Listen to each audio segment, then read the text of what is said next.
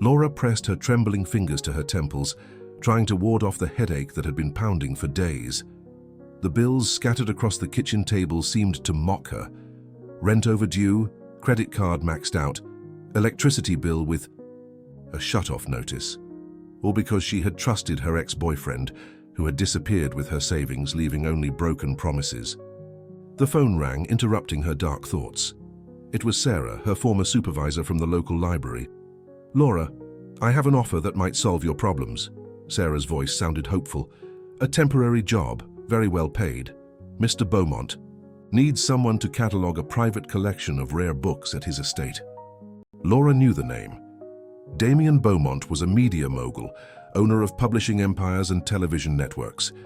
A powerful man who lived isolated in a mansion on the outskirts of town, far from the spotlight he himself controlled. "He's paying $5,000 a week," Sarah continued.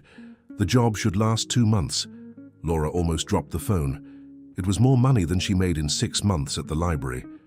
The next day, she drove along the winding road that led to the Beaumont estate. The wrought iron gates opened automatically, revealing impeccably manicured gardens and a mansion that looked like something out of a dark fairy tale. Dark stone, tall windows, and turrets that disappeared among the treetops of ancient trees. Mrs. Henderson, the estate manager, an elegant middle-aged woman, greeted her at the main entrance. "Mr. Beaumont rarely receives visitors," she explained as she led her through hallways adorned with valuable paintings. "He values his privacy above all else. You'll be working primarily in the library on the 3rd floor. He may appear occasionally, but don't worry about greeting him. He prefers not to be disturbed." The library took Laura's breath away. Walls from floor to ceiling covered in books, polished wood, rolling ladders, mahogany tables, and windows that filtered the golden afternoon light. It was a paradise for any book lover. "The collection has over 10,000 volumes, said Mrs. Henderson, handing her a clipboard with detailed instructions. "Many are first editions, some unique manuscripts. Treat each one as a treasure." Laura spent the first few hours familiarizing herself with the cataloging system. She lost herself among Byron, Shelley, and Dickens, finding editions she never imagined seeing outside of museums. She was at the top of a high ladder, reaching for a section of Victorian literature when it happened. Her balance failed. The stack of books she was holding, including a first edition of Jane Eyre, flew from her hands. In a desperate reflex, she threw herself forward, trying to save them, completely losing her footing on the ladder. Strong arms caught her in the air, breaking her fall. For a moment, the world stopped. She found herself in a man's arms, his face inches from hers. Intense blue eyes studied her with a mixture of concern and something else, something that made her heart race. He was tall, with slightly disheveled dark hair and stubble that gave him a rugged air. His clothes were simple, faded jeans, flannel shirt, work boots covered in dirt, clearly one of the estate's groundskeepers. "Are you all right?" The voice was deep, with an accent she couldn't place. Laura tried to speak, but could only stammer. The books. I'm so sorry, He helped her regain her balance, his hands remaining on her arms longer than necessary. An enigmatic smile played on his lips as he bent down to gather the volumes scattered on the floor.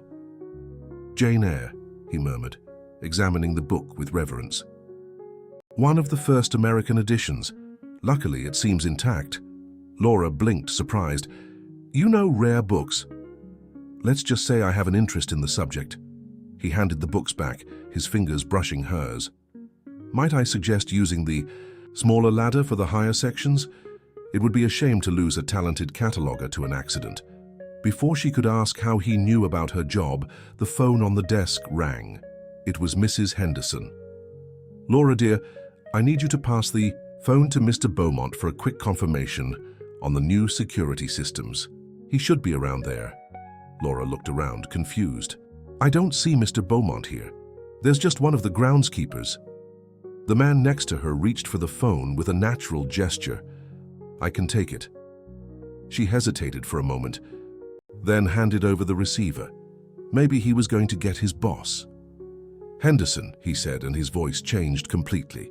It became authoritative, commanding, with a confidence that cut through the air like a blade. "Yes, I approve the modifications to the system. Implement the changes today." Laura felt the blood run cold in her veins. "About the new cataloger," he continued, his eyes fixed on her. "She stays. And Henderson? No interruptions for the next few days. I want her to focus on the work." He hung up and returned the phone, the enigmatic smile now laden with meaning. "Mr. Beaumont," she whispered, the realization crashing over her like lightning. "Damien," he corrected, walking toward the door. "And Laura, welcome to my home." He disappeared down the hallway, leaving her alone with the books and a heart that beat so hard she was sure it echoed through the library walls. The reclusive billionaire had been there all along, watching her, catching her in his arms, pretending to be just another employee, and she had no idea what it meant. In the following days, Laura tried to stay focused on the work, but it was impossible to ignore Damien Beaumont's presence. He appeared without warning, sometimes bringing coffee, other times simply watching her work from the shadows of the hallways. Each casual encounter sent waves of electricity through the air, a tension she had never experienced. "You're avoiding looking at me," he said one afternoon, appearing silently behind her as she catalogued a section of romantic poetry. Laura swallowed hard, keeping her eyes fixed on the book in her hands. "I'm working, Mr. Beaumont." "Damien," he corrected, stepping closer. "And you haven't answered my observation." His masculine scent, woody with notes of cedar, enveloped her like an intoxicating mist. "I'm not avoiding anything, just maintaining professionalism." He chuckled softly, a sound that reverberated in her chest. Professionalism. An interesting word coming from someone who literally fell into my arms. Heat rose in Laura's cheeks. It was an accident. Was it? Damien rounded the table, forcing her to meet his gaze. "Because I have the impression that you're staying nervous whenever I'm around." It was true. His presence completely destabilized her. For years, Laura had hidden behind books and safe routines, building walls to protect her heart.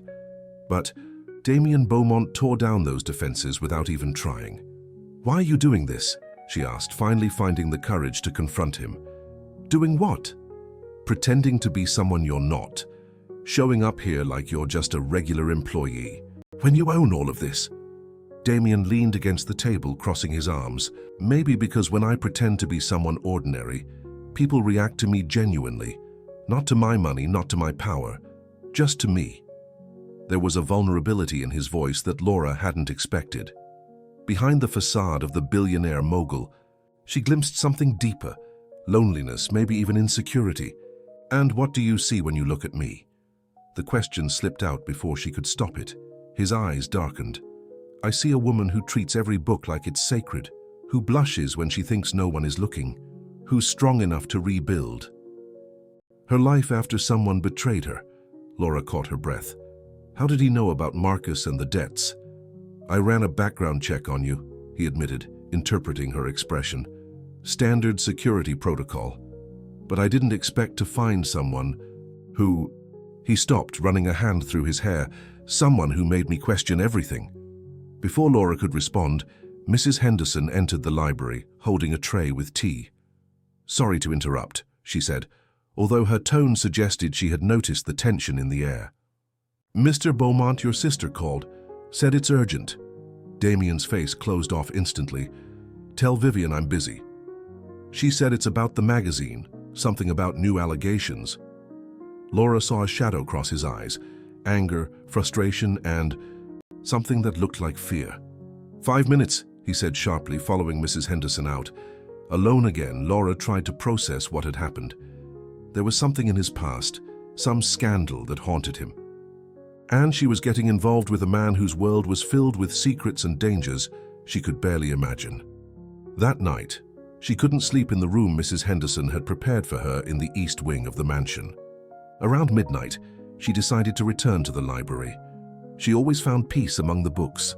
The library was bathed in twilight, illuminated only by the moonlight filtering through the tall windows.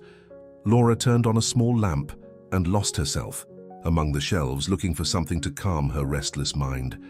That's when she heard footsteps, Damien emerged from the shadows, wearing only pajama pants and a t-shirt. His hair was disheveled, as if he couldn't sleep either. "Can't sleep?" he asked, his voice husky in the darkness. "Books always calm me down," she replied, trying to keep her voice steady. He approached slowly, as if she were a wild animal that might run away at any moment. "Laura, about today, what my sister said. You don't have to explain anything." "Yes, I do." He stopped inches from her. 5 years ago, a tabloid published a story about me, lies about my private life, allegations that I used my influence to silence ex-girlfriends. It was all false, but the damage was done. Laura's heart ached at the sight of the pain in his eyes. "Since then, I've lived like a hermit. I don't trust anyone. I don't get close to anyone, until you came along and changed everything." He raised his hand, gently touching her face. "You make me want to be vulnerable again, and that terrifies me." Laura leaned into the touch, her body betraying all her rational defenses. "Damien." He leaned in, his lips inches from hers. "Tell me to stop," he whispered. But she couldn't. Instead, she closed her eyes and surrendered to the inevitable. The kiss was soft at first, hesitant, as if he was giving her the chance to back away. When she reciprocated, he pulled her closer, deepening the kiss with a passion that made her dizzy. When they broke apart, both were breathing heavily. "This complicates everything," she murmured against his lips. "I know," he replied, kissing her forehead. "But maybe it's time I stopped running from complications." Outside, unbeknownst to them, a figure watched through the library windows, a cruel smile forming in the dark. Some secrets, she would soon discover, come at a very high price. In the following weeks, Laura and Damien developed a secret routine.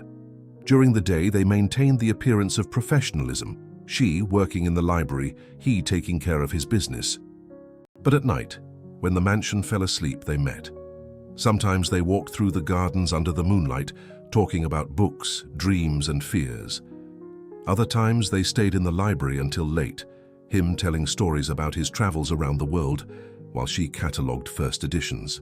Damien proved surprisingly well-read, able to recite Yeats from memory and debate philosophy as easily as he discussed business strategies.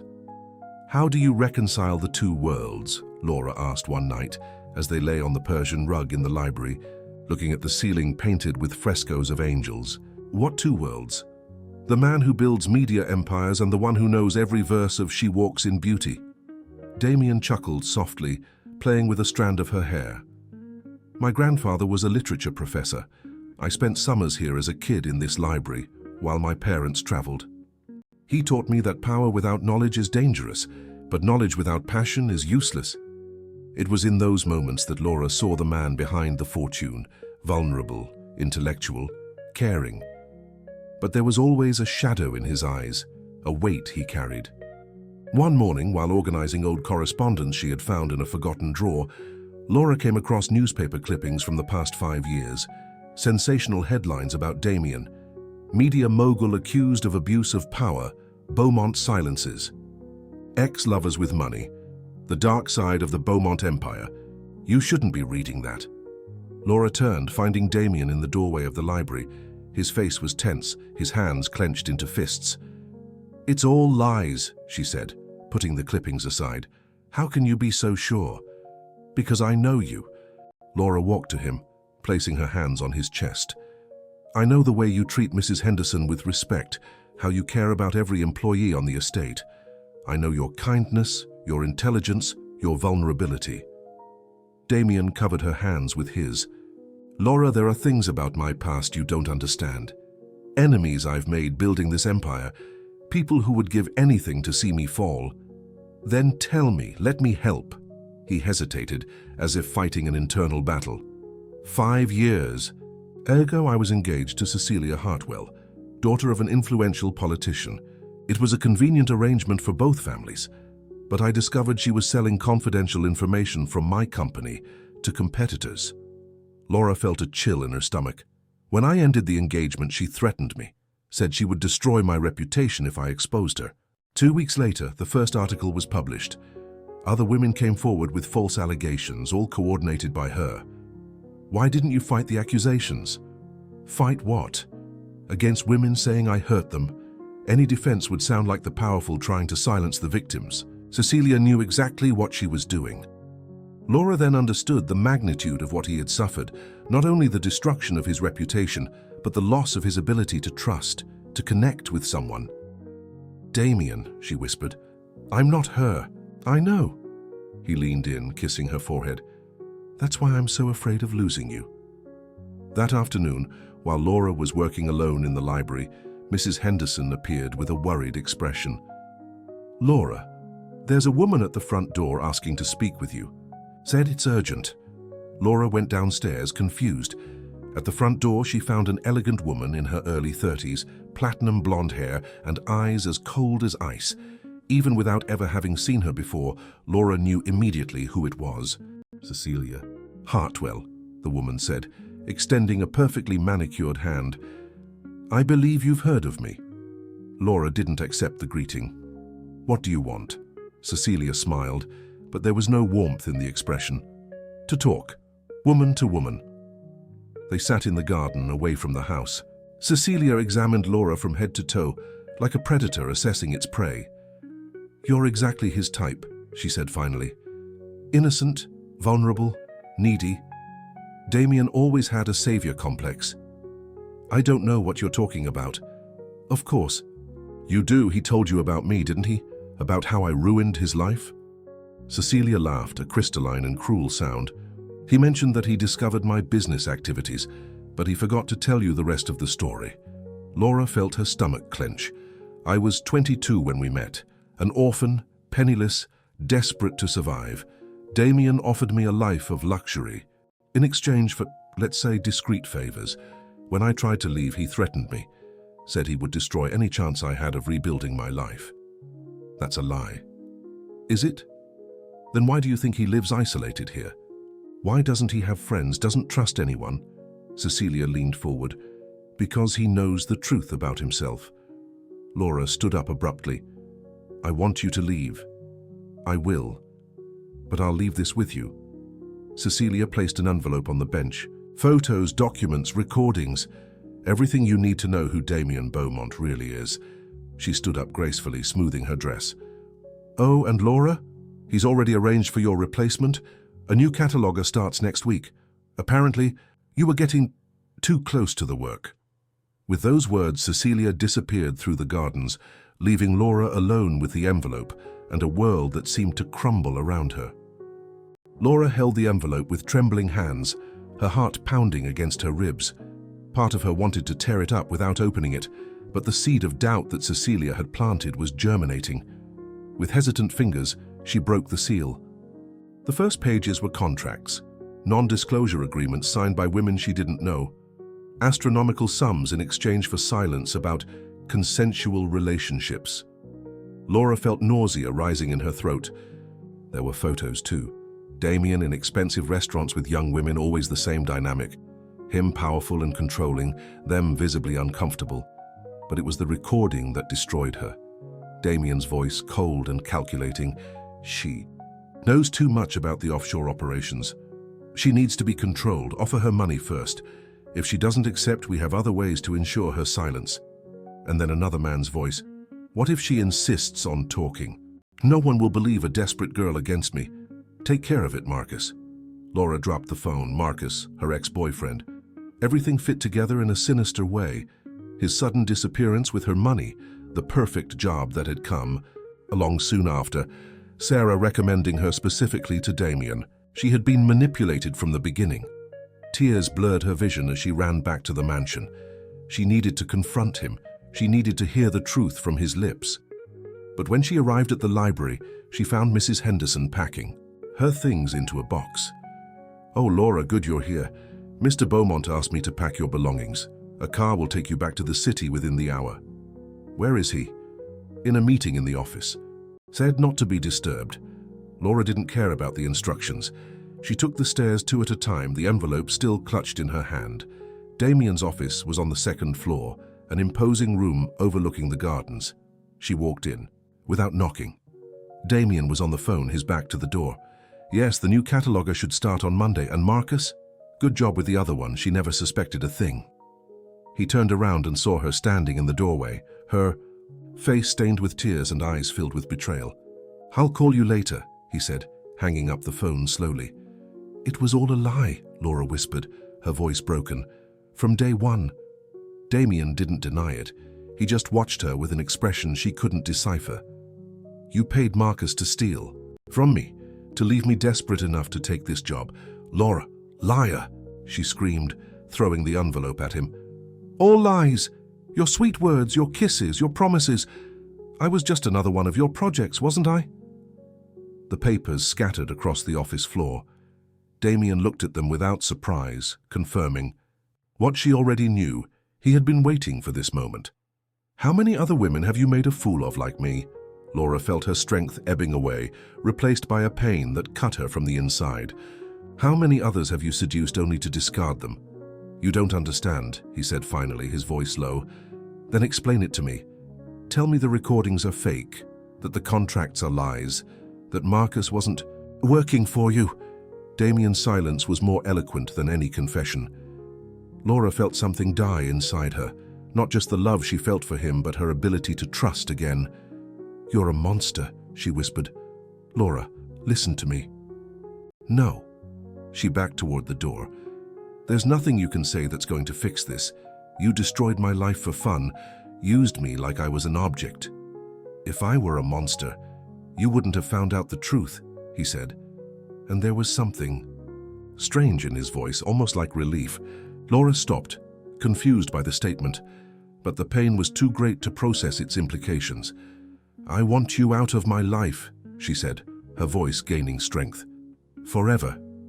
She slammed the door behind her, leaving Damien alone among the scattered papers and the wreckage of something that could have been love. An hour later, Laura was in the back seat of a black car, watching the mansion disappear through the rear window. Mrs. Henderson had tried to console her, but the words rang hollow. How could you console someone who had discovered that their entire life had been a setup? The driver, a silent man she didn't recognize, dropped her off at her small apartment in the city. The same apartment where it had all begun, with the bills scattered on the table and the feeling of desperation that now seemed like paradise compared to what she felt. Laura threw herself on the bed and cried until there were no tears left. When she finally managed to get up, it was late at night. She picked up the phone and called Sarah. "Laura, how did the job go? Did you manage to finish the cataloging?" "Sarah," she said, her voice hoarse, "I need to know the truth. How exactly did you know about the position at the Beaumont estate?" There was a pause that was too long on the other end of the line. "Sarah?" "Laura, I received a call. Someone said they knew your work, that you would be perfect for the position." "Who called?" Another pause. "A man. He said he represented Mr. Beaumont's interests." "But Laura, why are you asking this? Did something happen?" Laura hung up without answering. Every person in her life, every coincidence, every lucky break, it had all been orchestrated by Damien Beaumont. She was just a puppet dancing to his tune. But even as the anger boiled in her veins, a small voice whispered in her mind, "If I were a monster, you wouldn't have found out the truth." What did he mean by that? For 3 weeks, Laura locked herself in her apartment, refusing to leave, except to buy the essentials. The bills kept coming, but she couldn't bring herself to care. The pain of the betrayal had morphed into a numbness that made everything irrelevant. It was Sarah who finally forced her way into her apartment, using the spare key. "Laura, this needs to stop," she said, throwing open the curtains and letting sunlight flood the dark space. "You can't let yourself be defined by this man.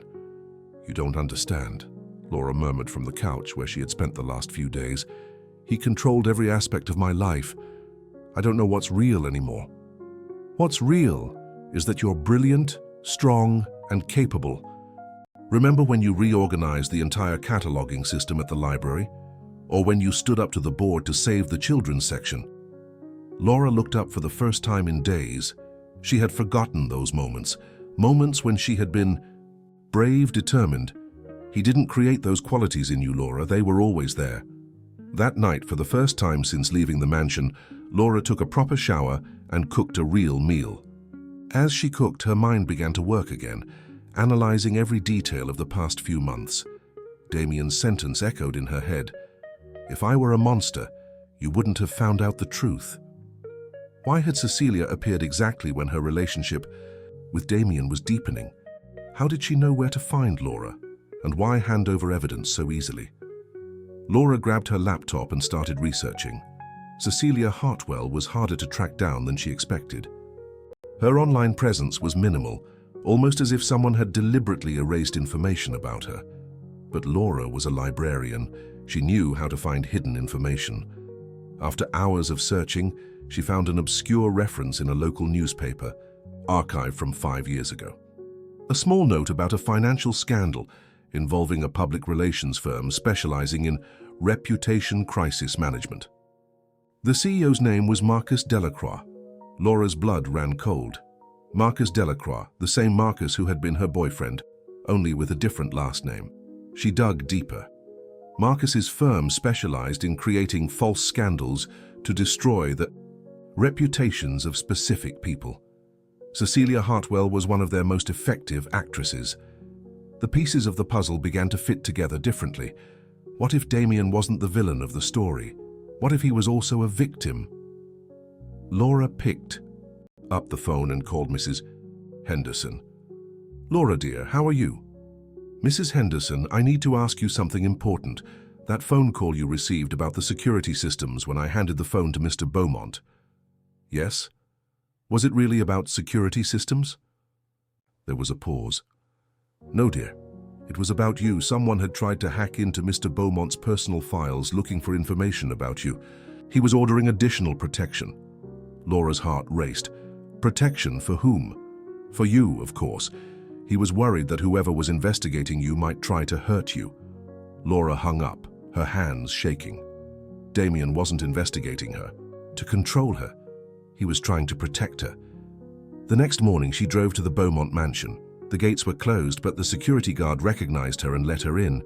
The estate looked different, dark, neglected. Mrs. Henderson greeted her at the entrance, looking relieved to see her. "He's not doing well," the older woman said without preamble. "Since you left, he's barely left the office. Doesn't eat, doesn't sleep right." "Where is he?" "In the library. He spent the last few weeks there, surrounded by those papers you left." Laura climbed the familiar stairs, her heart pounding. The library, which had once been her sanctuary, now looked like a battlefield. Papers were scattered everywhere, books piled in unstable stacks, and in the middle of it all was Damien. He looked up when she entered, and Laura was shocked by his appearance. He was thinner, with deep circles under his eyes and stubble covering his face. He looked like a broken man. "Laura," he said, his voice hoarse, "you shouldn't be here. I found out about Marcus, about the public relations firm, about Cecilia." Damien closed his eyes as if in pain. "You shouldn't have found this out on your own. I should have told you from the beginning." "Why didn't you?" "Because I wanted you to know me without all these shadows. I wanted to be just a man, not a victim or a target." He stood up slowly. "But Marcus had been getting close to you for months. He knew I had taken an interest in you through Sarah. He still had contacts at the library." "So, you brought me here to protect me." "I brought you here because I'm a selfish man who wanted you near me. The protection was a convenient excuse."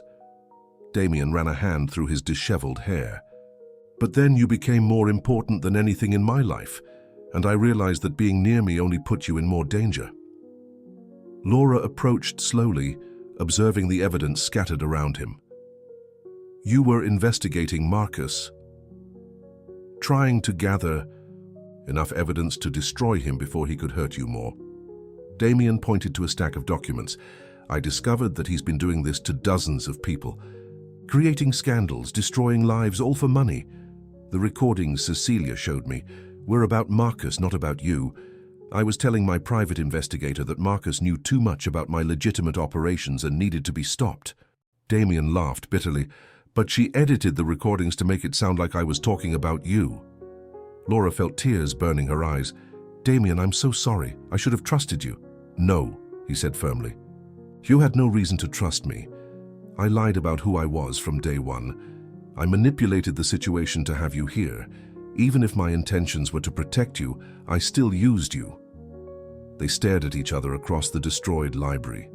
Two broken hearts trying to find a way back to each other. "So what do we do now?" Laura asked, her voice barely above a whisper. Damien looked at the evidence scattered around them. "I finish what I started. Marcus needs to be stopped before he destroys more lives." "We finish," she corrected, surprising him. "He ruined my life too. I have as much right as you to see him pay." "Laura, it's dangerous. Marcus has no scruples. When he finds out that we know the truth, he already tried to destroy me once. I'm not going to spend the rest of my life hiding from him." Damien studied her face, seeing a determination that hadn't been there before. The shy Laura who had stumbled into his library had transformed into a fierce woman, ready to fight. "All right," he said finally. "But we do this my way. Smart, calculated, with irrefutable evidence." They spent the next few days working side by side, organizing documents, cross-referencing information, building a solid case against Marcus and his extortion ring. Laura discovered that she had a knack for investigation. Her experience organizing information in the library translated perfectly to putting together complex puzzles of evidence. "Look at this," she said one afternoon, pointing to a series of bank transfers. "Marcus received payments from at least 12 different companies in the last 2 years, always soon after scandals involving rival CEOs. Damien leaned over her shoulder to get a better look, and Laura felt the familiar warmth of his proximity. They had been careful to maintain physical distance while they worked, but the tension between them was palpable. "You're brilliant," he murmured, and there was something in his voice that made Laura turn. Their faces were inches apart. For a moment, time stopped, and she saw in his eyes everything she had lost, the tenderness, the adoration, the love that she had thought was fake. "Damien," she began, but she was interrupted by the ring of his phone. It was Mrs. Henderson, and her voice was tight with panic. "Mr. Beaumont, there are men on the property. They said they're journalists, but they don't look like journalists. They're asking questions about Laura." Damien and Laura exchanged a look. Marcus had found out where she was. "Lock all the doors," Damien ordered. "Activate the full security system. We're coming up." They ran to the 3rd floor, where a hidden room behind the library served as the mansion's security center. Through the cameras, they could see 3 men prowling around the property, definitely not journalists. "He's trying to intimidate us," Damien said, checking the security locks. "Or distract us," Laura replied, studying the screens. "Look, only 3 men outside, but where's Marcus? Where's Cecilia?" As if she had conjured the answer, the mansion's phone rang. Damien answered on speakerphone. "Damien, my old friend." Marcus's voice was oily, confident. "I imagine you've met my associates." "What do you want, Marcus?" "Simple. I want you to stop digging into my past, and I want Laura back." "Laura isn't yours," Damien said, his voice dangerously low. Marcus laughed. "Oh, but she is. You see, our little Laura signed some very interesting documents when we were together. Power of attorney, financial agreements. Technically, she still owes me a considerable amount." Laura felt her blood run cold. She vaguely remembered signing papers that Marcus said were for joint banking matters. "Forged papers aren't worth anything," Damien said. "Maybe. But are they worth enough to drag Laura through the courts for years? To ruin any chance of future employment while the lawsuits drag on?" Marcus's voice became more sinister. "Or maybe I should share the intimate photos I have of her with some interesting websites." Laura felt nausea rising. Photos he had taken, without her knowledge during their relationship. "You're a monster," she whispered. "I'm a businessman, darling, and my proposal is simple. Damien stops investigating, you come back to me, and everyone's happy." "And if we refuse?" Damien asked. "Then tomorrow morning every newspaper in the country will have a fascinating story about the reclusive mogul who kidnapped an innocent librarian, complete with photos of you two in intimate moments." Laura looked at the security cameras scattered throughout the property and understood. They had been watched the whole time. "You have 1 hour to decide," Marcus continued. "Oh, and don't think about calling the cops. Some of my clients have very useful connections." The line went dead. leaving them in heavy silence. "He can't do this," Laura said, but her voice trembled. Damien was studying the security screens with a grim expression. "Yes, he can. Marcus is smart. He always leaves legal escape routes. Even if we prove he's lying, the damage will already be done. So what do we do?" Damien turned to her, and Laura saw a steely determination in his eyes. "We give him exactly what he wants. Damien, don't, but not in the way he expects." A dangerous smile formed on his lips. "Marcus has always been too arrogant for his own good, and that arrogance will be his downfall." He picked up the phone again, dialing a number Laura didn't recognize. "James, it's Damien Beaumont. I need you to gather the press, all the networks, all the major newspapers. I'm giving a press conference in 2 hours." He paused, listening to the response. "Yes, my first public interview in 5 years. Tell them. I have a story that's going to shake the business world."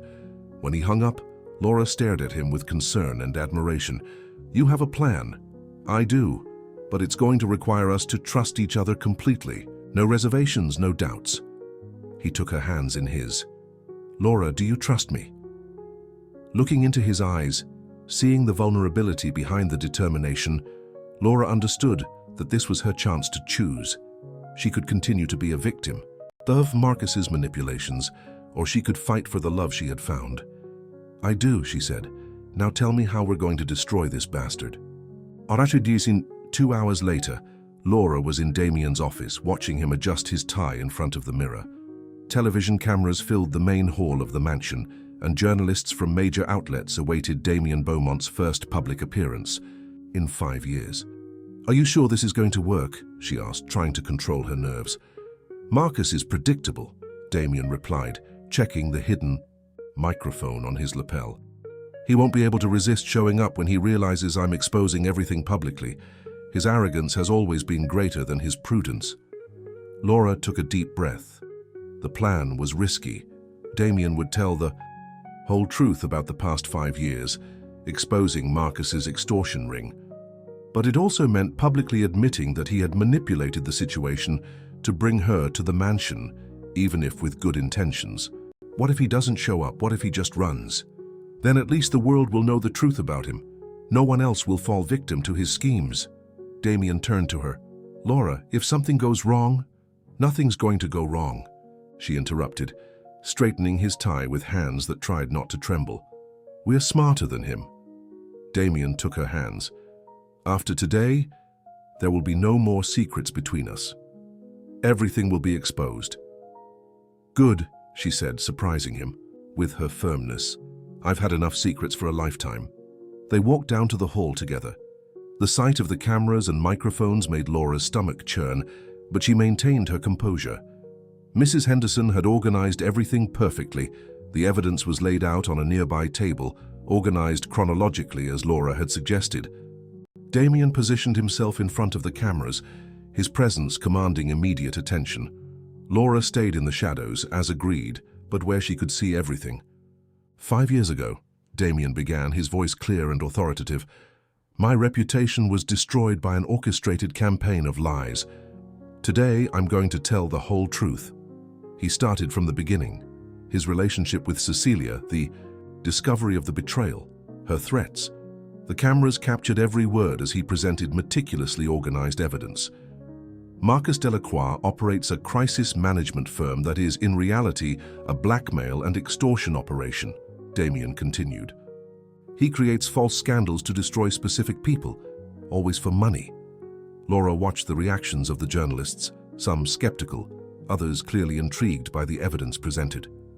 Damien was being masterful, building the case like an experienced prosecutor. It was then that she saw movement through the windows. A black car was approaching the main entrance. Marcus had taken the bait. Laura discreetly signaled to Damien, who noticed the movement without missing a beat in his presentation. "In recent months," he said, his voice gaining intensity, "Marcus escalated his attacks. He stole the woman I love, destroyed her financial life, and then used her desperation to manipulate our coming together." Murmurs arose among the journalists. This was new information, more personal than they had expected. "Laura Santos," Damien continued, is a brilliant librarian who became a pawn in Marcus's sick game. And yes, I manipulated the situation to bring her here. Not because I wanted to control her, but because it was the only way to protect her. The doors to the hall burst open. Marcus strode in, followed by Cecilia and 2 security guards. His face was red with anger. "Lies!" he shouted, interrupting the press conference. "All lies from a desperate man trying to rebuild his ruined reputation." The cameras turned to him immediately, capturing his dramatic entrance. It was exactly what Damien had predicted. Marcus couldn't resist defending himself publicly. "Mr. Delacroix," said one journalist, "can you comment on the evidence presented by Mr. Beaumont?" "Forged evidence!" Marcus approached the cameras, his arrogance taking over. "Damien Beaumont is a predator who uses his power to silence women. Ask Laura Santos, whom he's holding prisoner in this mansion." Laura felt her cue. It was her time to step into the scene. She emerged from the shadows, walking calmly until she stood beside Damien. The flash of the cameras blinded her momentarily, but she kept her posture erect. "Mr. Delacroix is lying," she said, her voice clear despite her nerves. "He was my boyfriend 6 months ago. He stole my savings and disappeared, leaving me in a desperate financial situation." Marcus paled, clearly not expecting her to appear. "Laura, darling," said Cecilia, trying a softer approach. "You're being manipulated. Damien brought you here to control you." "It's true," Laura admitted, surprising everyone. "He manipulated the situation, but not to control me, to protect me from you." She turned to the cameras, finding strength she didn't know she possessed. "Marcus Delacroix created a company specializing in destroying lives. He used me to get to Damien, and when that didn't work, he sent this woman," she pointed to Cecilia, "to try to tear us apart with lies." "You have no proof," Marcus began, but Laura interrupted him. "I have all the proof I need." She picked up an envelope from the evidence table. "Bank transfers, emails, recordings. Everything documents how you operate." Marcus's face twisted into an expression of pure hatred. "You little bitch! You don't know who you're messing with." The explicit threat was captured by all the cameras. Damien stepped forward, placing himself between Marcus and Laura. "You're Sours, threatening her in front of the National Press?" Damien asked, his voice dangerously calm. "Go on, Marcus, show everyone who you really are." Marcus realized his mistake, but it was too late. His mask of respectability had completely fallen off in front of the cameras. "This isn't over," he hissed, backing toward the door. "You don't know what I'm capable of." "Actually," said a new voice from the entrance, "we know exactly." 2 federal agents entered the hall, followed by a man in a suit that Laura recognized as a district attorney from the news. "Marcus Delacroix," said the DA, "you're under arrest on charges of extortion, blackmail, and wire fraud." The world exploded in flashes and shouts from journalists. Marcus tried to run, but Damien's security guards blocked his exit. Cecilia tried to hide behind the cameramen, but was also apprehended. Laura watched it all happen as if she were in a dream. Months of manipulation, weeks of pain, days of planning, all culminating in this moment of justice. But even as Marcus was being handcuffed, she could see in his eyes that he wasn't finished. Even imprisoned, men like him had resources, connections, ways to continue causing harm. The war was just beginning. 6 months later, Laura was in the same library where it had all begun, but this time as its new director. The position had come about after the national fallout from the Marcus Delacroix case. Suddenly, a shy librarian who had stood up to a corrupt mogul became a symbol of courage, and job offers poured in. Marcus's trial had been a media spectacle. The evidence that she and Damien had compiled led to the discovery of a corruption network that extended through dozens of companies and politicians. Marcus received 15 years in prison, and Cecilia, in exchange for cooperation, got 5 years with parole. But the price of victory had been high. The public exposure brought unforeseen consequences. For weeks after the press conference, reporters harassed Laura constantly. Her private life was dissected in tabloids. Every aspect of her relationship with Damien analyzed and speculated upon. The pressure almost broke her. Damien, in turn, emerged from the situation with his reputation not only restored but elevated. He was now seen as a hero who had sacrificed his privacy to expose corruption. Business offers and social invitations bombarded him daily. They had become public figures overnight. He a celebrated mogul, she an accidental activist. And amid all this turmoil, something precious was lost. The intimacy they had built in the quiet of the mansion. Laura closed the book she was cataloguing and looked out the library window. It was late afternoon, and the golden light reminded her of the sunset she had watched with Damien from the mansion gardens. They barely spoke now, some formal phone calls, some polite emails. The distance that fame had created between them seemed insurmountable. Miss Santos? Her assistant, a young woman named Emily, appeared in the doorway. "There's someone here to see you," said it's about a special donation for the library. Laura sighed. Since the trial, the library had received many donation offers, most coming from people wanting to associate themselves with her story. "You can send him in." But when the door opened, it wasn't an unknown donor who entered. It was Damien. Laura felt her heart leap, as it always did when she saw him. He was thinner, with a weary air that he couldn't hide behind his impeccable suit. "Hello, Laura." "Damien." She stood up, suddenly flustered. What are you doing here?" "I came to make a donation," he said, placing an ornate wooden box on her desk. "Some first editions that I thought the library would appreciate."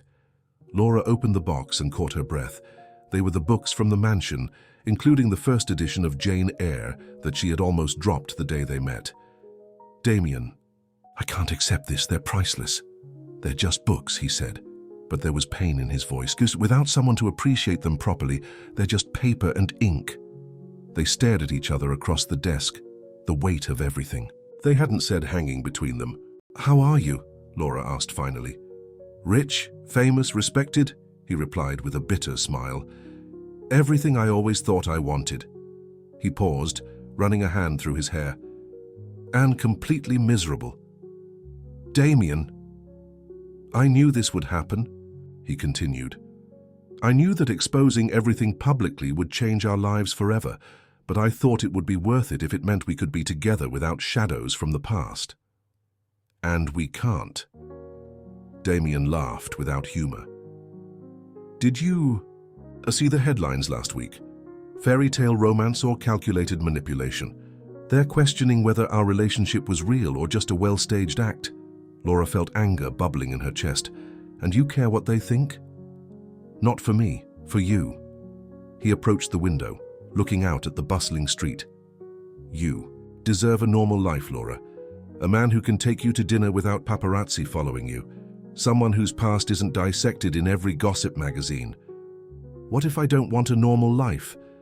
Damien turned around, surprised by the firmness in her voice. "What if I want the man who caught me when I fell? Who showed me that I can be strong? Who turned a library into our own private world?" Laura walked to him, placing her hand on Aida, his chest. "Do you think I care about photographers and news stories after everything we've been through?" "Laura, you said there would be no more secrets between us, so be honest with me now. Do you love me?" The question hung in the air. Damien studied her face, searching for some sign of doubt or hesitation. He found none. "More than my own life," he admitted. "Then stop trying to protect me from a life I want to live." Laura rose on tiptoes, her lips almost touching his. "Stop making decisions for me. What if I can't give you the life you deserve?" "The only life I deserve is one by your side." Damien kissed her then, desperately, as if she were air and he were drowning. Laura reciprocated with the same intensity, pouring months of longing and contained love into that kiss. When they broke apart, both were breathing heavily. "The reporters are going to have a field day when they find out I'm here," Damien murmured against her lips. "Let them talk," Laura replied. "We have a better story to tell." Damien smiled, the first genuine smile she had seen in months. "So what do we do now, Ms. Director?" Laura looked around her library, then at the man who had changed her life forever. "Now we write our own ending." 6 months later, they were married in an intimate ceremony in the gardens of the Beaumont estate, surrounded only by loved ones. Mrs. Henderson cried throughout the entire ceremony, and Sarah was the radiant maid of honor. The tabloids speculated about everything, from Laura's dress to the dinner menu. But the couple had already learned to filter out the outside noise. They had built something real and lasting, something no headline could destroy. And in the library of the mansion, now divided between work and home, Laura finally understood that some stories are worth all the obstacles. Some stories, when written with true love, deserve a happy ending.